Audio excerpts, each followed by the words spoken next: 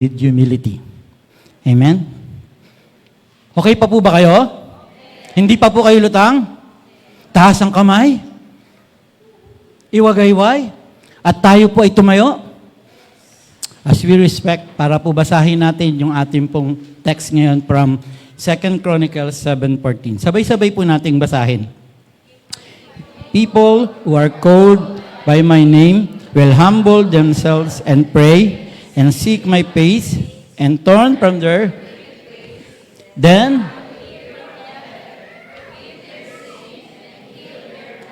Amen. Let's pray. Lord, we thank you. We bless you, Panginoon, sa oras na to. Hindi ako, kundi tago mo ako sa likuran mo, Panginoon. Nang layunin po, kami po ay lalabas ng 4 na sulok ng simbahang ito na taglay, Panginoon, ang pag-asa na nagmumula sa iyo. Lord, buksan niyo po ang aming puso at isip na aming matutunan ang lahat po ng ipararating mong mensahe sa amin. And we pray, God, na bawat isa sa amin, Panginoon, ay patuloy na mananampalataya at magpupuri sa iyo, taglay ang mensahe mo. Ito po ang aming prayer in Jesus' name. Amen. Tayo po'y makakaupo na. Konting historical background lang po dun sa binasa natin para po mas maintindihan natin ang verse. We have to go back at alamin yung context. Ito po ay nangyari pagkatapos may tayo ni King Solomon, anak ni King David, ang templo sa Jerusalem at dinedicate ito sa Panginoon. Then nagpakita po ang Diyos kay King Solomon nung gabing yon at sinabi na darating ang panahon na maaaring magkaroon ng tagtuyot, salot, o iba't ibang uri ng paghihirap dahil sa kasalanan ng bayan ng Israel. Hindi dahil masama ang Diyos, kundi makukulit po kasi talaga ang mga Israelites. Parang yung panahon po natin, sobrang kulit naman talaga natin. Amen? Unahin mo ang Diyos. Matthew 6:33. Ewan ko sa inyo. Tama po ba? Ang una, imbis na mag-pray, ang unang kinukuha, cellphone. Guilty din po ako. Pero basagin na po natin yan. Amen? Ang hirap, no? Sorry po nasasaktan ko po ba? Kasi nasasaktan po ako. Nung una ko pong pag pinag-aaralan ko to. Sabi ko nga sa inyo, kami ang unang apektado. At alam po natin na ang lahat ng kasalanan ay laging may consequence. Pero hindi po natatapos ang warning ng Diyos. May binigay po siyang pangako kay King Solomon at sa kanyang bayan. At yun po yung nabasa nating text kanina. At para sa iikot po yung tema natin, ating pong central thought, God heals a nation when His people humble themselves. Pray, seek His face, and repent. Amen? Listen to this, mga kapatid. Ang kausap ng Diyos ay sarili niyang bayan. Yung mga anak niya. Sabi po doon, if my people. Minsan, madali po tayong maghanap ng sisisihin. Amen?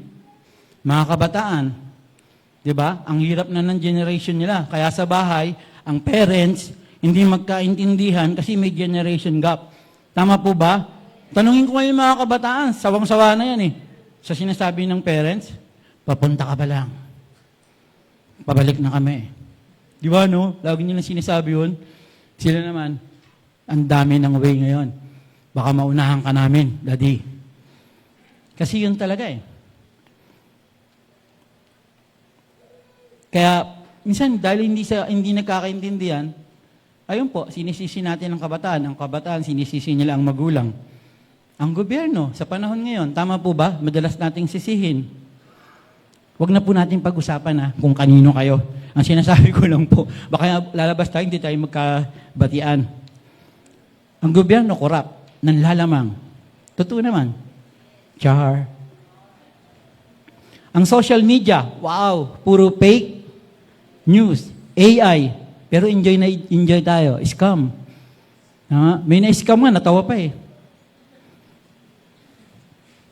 Pero doon po umiikot yun sa social media. Pero ang tanong po, sila po ba ang gagamitin o yung hindi nakakilala sa Diyos yung gagamitin ng Lord para magkaroon ng healing yung bansa natin? Hindi po tatanungin ng Lord kung ano ang ginagawa nila. Kasi aware ang Lord na pasama na ng pasama ang mundo natin. Aware ang Lord sa mga korap. Aware ang Lord na sasama pa ang mundo natin. But the question is, hi, listen, ano ang ginagawa ng mga anak niya? Biglayin na natin, ano ang ginagawa natin? Kahit nararanasan natin at naririnig lahat yun. Tayo po ay asin ng lupa. Linawin ko po, tayo po ay asin ng lupa at tayo ang ilaw ng mundong ito. Di ba po madalas natin yung preaching na yan? Tayo po ay asin ng lupa. Minsan baka mali lang yung pansin, tayo po ay mukhang lupa. Hindi po, tayo po ay asin ng lupa at hindi tayo ang kulimlim sa mundong ito. Amen? What are called to be a salt and light in this world? Hindi tayo tinawag, mga kapatid, para makisabay sa dilim. Tinawag tayo ng Panginoon para maging liwanag sa gitna ng dilim. Hindi po kulay ang pinag-uusapan dito, ha? Para hindi tayo magkasakitan. Ito po ay kung paano natin dinadala sa buhay natin na meron tayong Diyos. Amen? Ayon po kay A.W. Tozer, a frightened world needs a fearless church. Amen? Wala po ba tayong takot na mag-share at i-share natin ng Lord? Amen? Na-share na po ba natin ng Panginoon? Kahit sa isang kaibigan? Alam niyo, ang sarap. Kaya lagi akong enjoy sa bago. Kasi it's an opportunity talaga na ipakilala sa Kanya na ang Diyos natin ay Diyos na buhay. Hindi kailangan ng church o ng mundong ito, ng church na nakikisabay lang sa kultura. Kailangan nila ang church na tunay na sumusunod sa Diyos. Dahil hindi nagsisimula ang revival sa labas ng church. Nagsisimula po ito dito pa lang sa loob ng church. Amen? Dahil sa salita niya, kung ipapasok natin sa puso natin, itatransform tayo ng Lord. Amen? Ito lang po ang sekreto. When we want to talk to God, we pray. Amen? Pero kung gusto mong kausapin ka ng Lord, read the Bible. Listen to His Word. Amen? Hindi lutang, ha? Yung talagang alam mo sa sarili mo, natutulungan ka ng Lord para mag-transform dahil sa Kanyang salita. Amen? Ito na po, nasa 3 points na po tayo. 3 lang po ito. Humility acknowledges our need for God. Humility acknowledges our need to God. Humility leads us to prayer. Humility produces genuine repentance. Okay, punta na po tayo sa point number 1. If my people who are called by my name will humble themselves and praise and seek by faith and turn from their wicked ways, then I will hear from heaven, forgive their sin, and heal their land. Bakit kaya sinabi ng Lord na we need to humble ourselves? Bakit hindi na lang magsisimula tayo mag-pray? Nag-iisip po kayo, no? Pero ang ganito lang po yan. Ako po, hindi ako makatingin sa misis ko. Kasi, kung may nararamdaman ka, kailangan mong aminin sa sarili mo. Alam mo, may sakit. Tama po ba? Kailangan matanggap mo na may nararamdaman kang sakit. Pero karamihan po dito, dahil sa mahal ng gamot, dahil sa mahal magpa-check up, kinakalimutan na meron siyang sakit. At malalaman na lang niya kapag galing, pag malala na.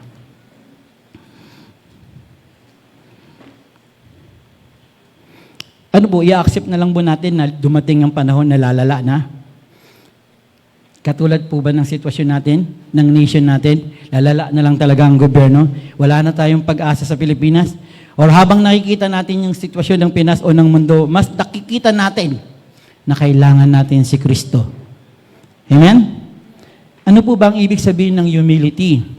Sa Hebrew, ang salitang ginamit para sa humble themselves ay may idea ng pagpapababa sa sarili. Hindi dahil mababa ang tingin natin sa sarili natin, ha? Kundi dahil mataas ang tingin natin sa Diyos. Ang humility ay hindi self-hatred. Hindi rin ito false humility na nagsasabing, wala akong kwenta. Ayun, madalas bulong ng kalaban. Wala kang kwenta, wala kang magagawa, kaya lagi tayong nanghihina. Ang biblical humility ay pagkilala na, Lord, wala akong magagawa kung wala ka. Ang linaw po, ano? Ang dali lang po, mababaw na Tagalog eh. Pero yung meaning po nun, sana unti-unting pumapasok po sa hindi nyo lutang na puso at isipan. Kaya yun po yung request ko mula kanina. Ito po ay kabaligtaran ng pride. Lahat ng ma-pride, magsabing amen. Lahat ng mag-pride, magsabi ng amen. Uy, nawala. Ulitin ko po, totoong sagot. Lahat ng ma-pride, magsabi ng amen. Amen. Sakit po natin yan. Kailangan po nating umamin. Diba, doon po sa dating topic natin, obedience requires surrender. Bakit? Kasi ang laging sakit natin ay masyado tayong ma-pride. Ang laging inuuna natin ay ang ating sarili. Alam na alam. Thank you. Thank you, Lord. Alam nila. Hindi ako mahirapan. Kaya ko to. Hawak ko to. Saganang akin. Ako lang ang makakagawa nito. Pero ang humility, laging magsasabing, Lord, ikaw ang kailangan ko. Amen? Sabi ng anak ko, in example niya yun, sino po nakakilala kay Sister Elaine? Medyo malaki po yung anak kong babae. So sabi niya, kung iisipin ng kapatid niyang lalaki kasi nag-gym, na kaya niyang buhatin si Ate Elaine niya, mag-iisip siya kung kaya nga. Ang laki nun. Tama? Hindi siya pwedeng magkaroon ng pride. Napipilitin niya dahil nag-gym siya, kaya niyang bumuhat ng mabigat. Amen? Nakuha niyo po, point? Ulitin ko po. Minsan, dahil sa pride, kinakaya natin o iniisip natin na kaya natin. Pero ang totoo naman, hindi.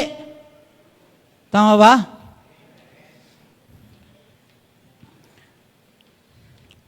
Kasi minsan ganito yan eh. Gusto nating dalhin lahat ng stress, ng problema, ng takot, ng anxiety, ng family issues, ng financial burden, at yung career decision natin.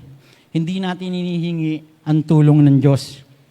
Hindi natin ina-acknowledge na mahina tayo. Hindi natin ina-acknowledge na wala tayong magagawa kung wala ang Diyos sa buhay natin. Hindi natin ina-acknowledge na we need Jesus.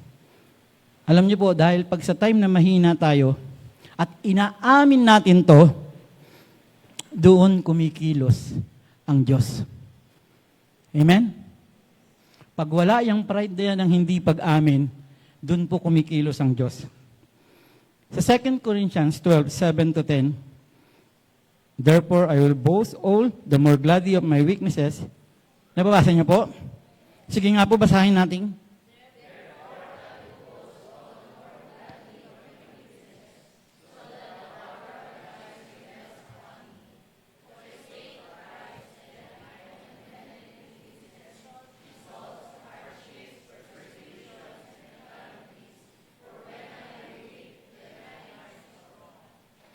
Minsan hindi naalis ng Lord o pinahihintulutan niya na maranasan natin yung masasakit na nangyayari sa buhay natin. Why? Kasi ayaw niyang magyabang tayo. Naakala natin lagi nating kaya ang lahat. Amen? Kaya, sabi mo sa katabi mo, huwag kang mayabang. Hindi po ako galit, ha? Kasi minsan pag maayos yung trabaho, maayos yung buhay, walang sakit, okay lahat. Sige, sabihin niya sa akin, di ba? Unti-unti niyong nakakalimutan ng Diyos. Nalilimutan niyong manalangin, ang daming pera, staycation. Tama po ba? Hindi na tayo excited sa Bible, hindi tayo excited sa Word of God, hindi na tayo sabik sa presensya niya. Amen?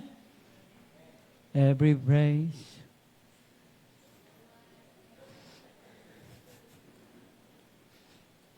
Kinakabahan lang po si Brother John, sabi nga ni Pastor Neil.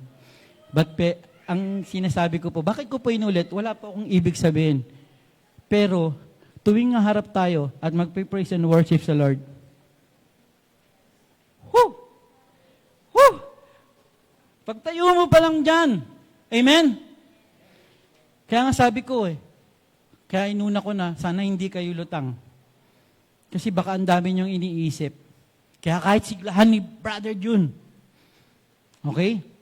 Kahit musician, hindi masigla. Kasi lahat tayo lutang habang nagpe-praise and worship. Amen? Naintindihan niyo po? Nagkakaintindihan po tayo? Vince, tama ba? Walang? Okay. Humility, sabi po ni Andre Murray, humility is the place of entire dependence on God. Alam niyo po, grabe ang favor ng Lord pag binigay talaga sa atin. Kung talagang aasa lang po tayo na gagawin ng Diyos na tayo magpapakumbaba. Grabe po ang favor ng Lord. Alam ko marami na sa inyong nakaranas niyan, yung favor ng Lord. Pero yun nga lang po ang nakakalungkot, uulitin ko. Pag nandyan lahat ng blessing, baliktad ang nangyayari. Tapos ayaw niyong magdusa, ayaw niyong malungkot, ayaw niyong maghirap. Kaso kailangan Kasi dun mo lang naaalala si Lord. Samantalang pwede namang God's favor. Nandyan ang favor ng Lord, pero hindi natin siya kinakalimutan. Kaya minsan tayo po talaga ang may problema. Humility acknowledges our need for God. Now, kapag alam mo na kailangan mo ang Diyos, ano po ang susunod? Ito po yung second nating point. Bilis ko lang po, ano? Ano po ang susunod? Humility lead us to prayer. Amen. My name will humble them and pray. We know na ang dami na nangyayaring krimen sa bansa natin. Hindi na okay yung government natin. Ewan ko lang sa inyo kung ano ang pagtingin nyo. Puro utang ang bansa natin. Wala na rin tayong laban sa mga ibang bansa na dating malaki tayo, ngayon nalagpasan na tayo. But the question is, do we pray for our country? Amen? Pinagpipray po ba natin ang bansa na kinabibilangan natin? Isang malakas na amen. Amen. Sa inyo po galing yan. Kasi minsan, puro lang po tayong reklamo. Ako po guilty rin dito Minsan hindi ko mapigil yung damdamin ko pag may nababasa ako sa social media. Lalo alam ko, hindi totoo. Gigil ako Tapos pag meron na, tapos merong kumontra sa akin, delete. Baka magkaroon ako ng kaaway. Amen? Uy, tumatawa kayo. Mukhang naranasan nyo Yung di ba nag-react ka, tapos merong bumangga sa'yo? Amen?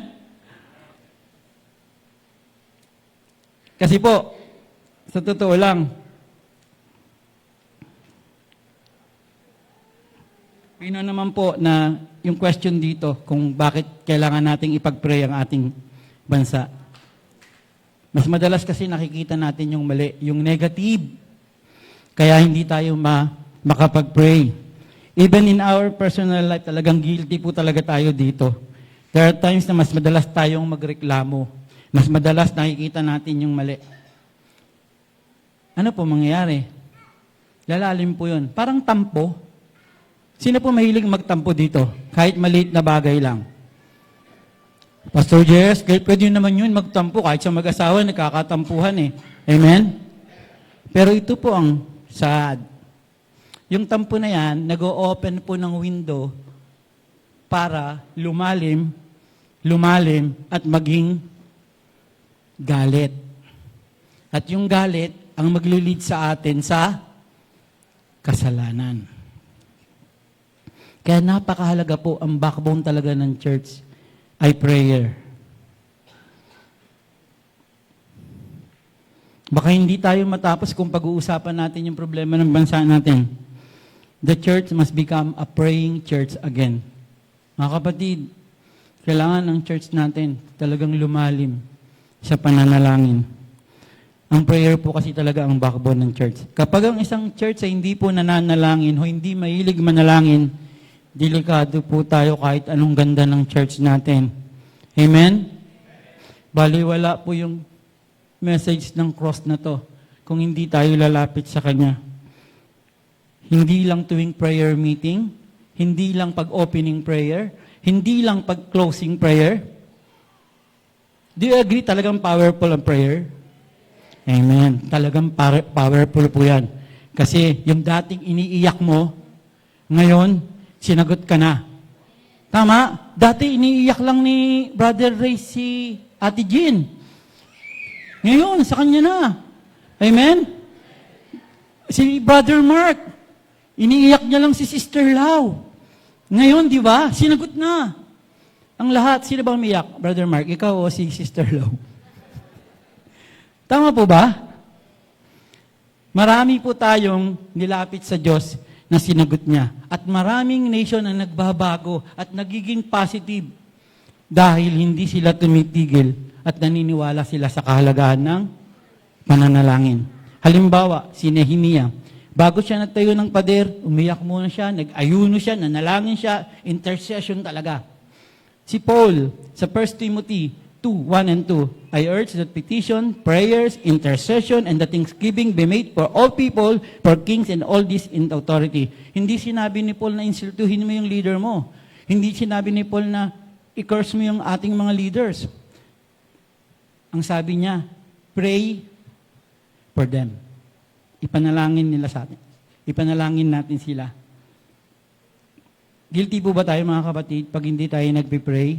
Lalo alam natin na yun po ang kailangan natin to heal our nation. Kaya kung ang presidente natin o yung mga nasa gobyerno, ano man na nangyayari, guys, powerful tayo. We need to pray for them. Hindi naman po ibig sabihin na pag sumasang-ayon tayo sa naririnig natin, okay na tayo sa mga namumuno, lalo na kung mali. Ngunit bilang mga Kristiyano, tungkulin po nating ipanalangin sila. Because the reality, we cannot do anything but pray. Amen?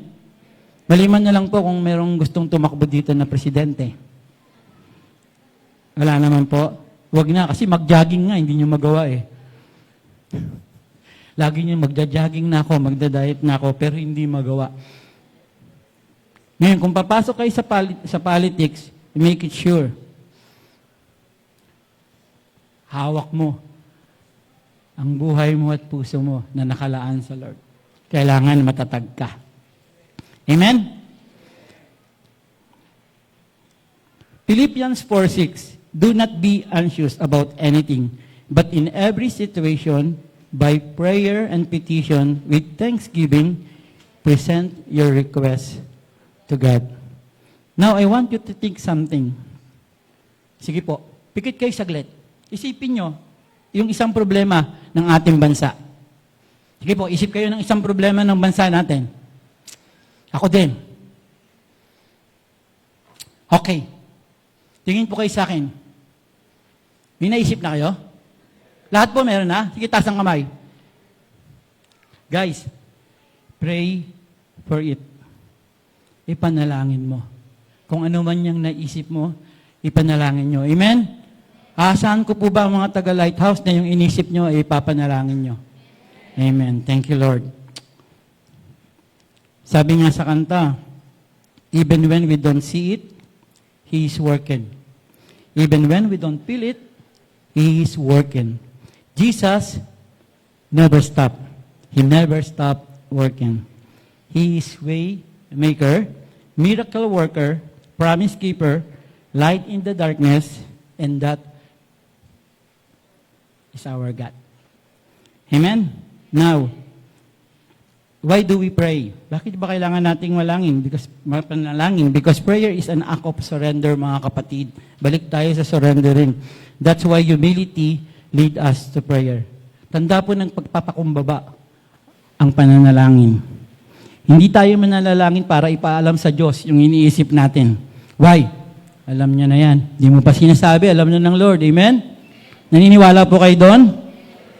Nananalangin tayo upang ipakita na nagtitiwala tayo sa ating Diyos. We trust God. Every time we pray, sinasabi natin, Lord, hindi ko kayang kontrolin to, pero ikaw, kaya mo. Kasi may mga moment talaga na pinipilit natin na kaya natin. Pero kung may sakit ka, you pray. Kung naguguluhan ka, wala kang pambayad ng bills, ikot ka ng ikot, you pray. Kung hindi mo maintindihan yung nararamdaman mo, you pray. Kapag hindi mo alam ang solusyon, kahit anong gawin mong pag-iisip, you pray. Because prayer is us saying to the Lord na kung tayo lang hindi natin kaya, kailangan natin ng Diyos. We put our trust in Him. Bakit ko pa ulit-ulit to? Kasi nga po, pag minsan, pag gumaganda yung kalagayan natin, ang bilis lang talaga nating kalimutan ng Diyos. Amen? Dito, magpipray tayo, mag-worship tayo. Monday to Saturday. Kayo po ang sasagot kung nakakapag-pray kayo. Pray without ceasing. 1 Thessalonians 5:17. Pray without ceasing. Hindi ibig sabihin ng 24 hours tayo mag-pray. O yung prayer talaga yung lifestyle. Kundi, kailangan ang buhay natin umiikot sa prayer. Kahit nagmamaneho tayo, Lord, ingatan mo ako. Kahit nagtatrabaho tayo, Lord, ingatan mo ako. Kahit nagluluto ka, Lord, sarapan natin to. At sa bawat ministry, we need to pray. You can pray every decision of your life, every moment of your life. Amen? Nakukuha niyo po ba? O medyo lumulungkot na tayo? O medyo lumulutang ng konti? First, we have to humble. Second, we have to Amen. Pero hindi po uli matatapos dyan. Last point na. Bilis ko lang po, di ba? Kaya ang susunod na kondisyon ng Diyos ay hindi lamang humble or pray, kundi seek His face from the wicked days. For our last point, humility produces genuine repentance. Pray nga nahirapan tayo Genuine repentance. Lumalim po tayo ng konti. Seek His face. Sa Bible, ang face ay madalas sumisimbolo sa presensya at relasyon. Hindi lang po sapat na alam natin ang tungkol sa Diyos.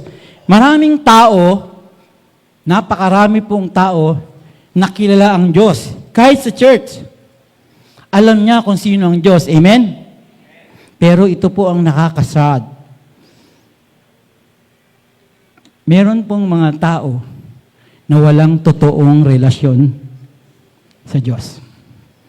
Ang gusto niya, makilala niya ng personal ang Lord. Hindi lang basta Christian siya, kundi meron siyang personal na relasyon sa Diyos. And if we seek His face, we will see His goodness. Makikita natin na sobrang buti ng ating Panginoon. And that will lead us to repentance. Kapag nakikita natin ang kabutihan ng Diyos, alam natin na lahat ng prayer at lahat ng ating pagsisisi ay magkakaroon ng kabuluhan. Kapag nakita natin ang pagpapatawad ng Diyos sa lahat ng ating kasalanan, kapag nakita natin kung paano tayo sinusustain ng Lord hanggang ngayon, it will lead us to repentance and praise. Psalms 27:8, You have said, Seek my face. My heart says to you, Your face, Lord, do I seek. Nagsabi ni King David, ikaw ang hanapin ko. This is the true humility. Kapag ang Diyos na po ang pinakamahalaga sa atin, magtuturo po sa atin yan para kalimutan yung mga kasalanan na meron tayo.